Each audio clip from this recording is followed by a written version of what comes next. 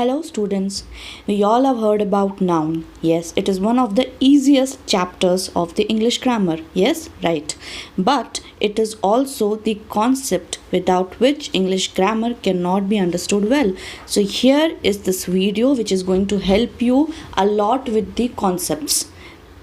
First of all, let's see what is a noun. Can you guess something? A noun, as we all know, is a word that represents place, person, thing, or an idea. But we will look into each of it in detail. Now let's read this sentence. Amira is the name of a girl, school is a place, and bicycle is a thing. Similarly, in all the sentences, whenever we find a person, place, on a thing, it is a noun. We are going to look at these nouns and their types now. The most basic ones are the common noun and the proper noun. Let's see what are these first. Common nouns are the names of general things, general people, general place, any general thing which is not specified in its own individuality. Now, proper nouns are the specific names of some people, some places, or even some things have got a proper name for it. So those are proper nouns. Let's look at some examples here. Now we have some list of things with us. Apple, street, horse, girl, duck, hand, pig, and chair. What are these?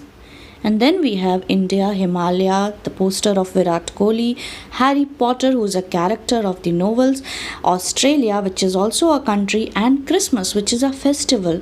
Now can you differentiate which of these is a common noun and which of these is a proper noun?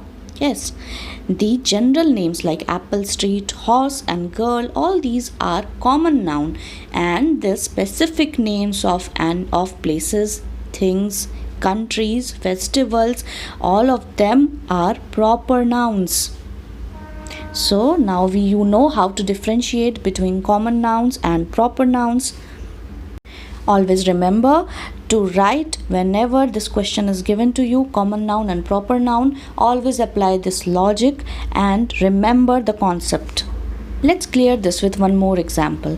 Can you see the image? The first image has many monuments like Taj Mahal, Charminar, and the second one has just one monument, which is the Taj Mahal.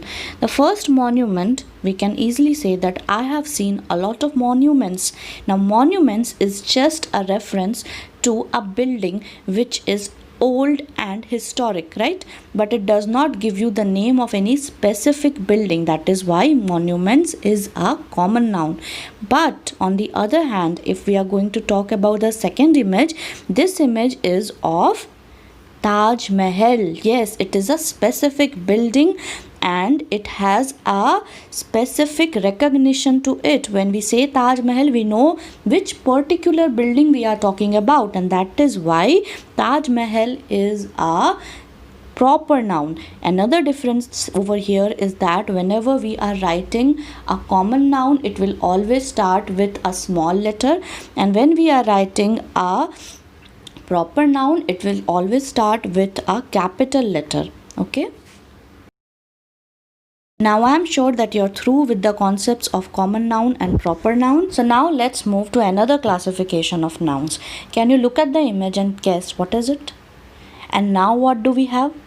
Well, it's a flower, and then we have lots of flowers in the other image, right? Now in this image we have a footballer or a player.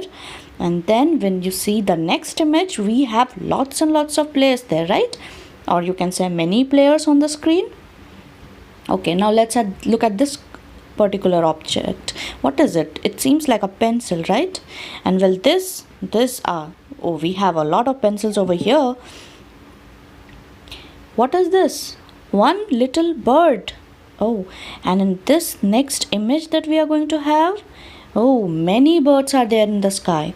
So do you realize that in all of the four images, I have always been referring many, many, many, many. Does it sound good when we again and again use the word many for the reference of plural nouns or many or a group of it? No, and also it does not help us with any kind of vocabulary and reference to what exactly are we talking about, right? Yes, so this is the reason that we have separate names for this, like a bouquet of flowers, a team of players, a bunch of pencils, and a flock of birds. All of these words, they are called collective nouns, right? Collective nouns, as you can see on the screen also in images: flock or brood of hens, a gaggle of geese, a bank of swans or a bevy of swans, a flock of sheep, a pride of lions, and a pack of wolves. Yes, names of all the groups of the nouns, they are called collective nouns. Now let's move forward to the next type of noun, concrete nouns. First of all, what do we understand by the word concrete? Concrete means something which is solid, tough, tangible. Tangible means something which can be felt with the help of our five senses like touch, see, hear and smell and taste. All of these five senses, we can feel something like this. Some of the examples of concrete noun are here, like baby, tree, flowers, water, computer, elephant, building, queen, battery, plant, pen. Basically everything around us that we can see or touch, they are all concrete nouns. Do you know, apart from these, there are some nouns which we cannot feel with any of the five senses. We cannot taste it, we cannot touch it, we cannot see it, we cannot hear it, and we cannot smell it. Yes, but they do exist. They are nouns like ideas. Yes, like friendship, childhood, anger, favorite, bravery. All of these are behaviors or qualities or ideas or feelings.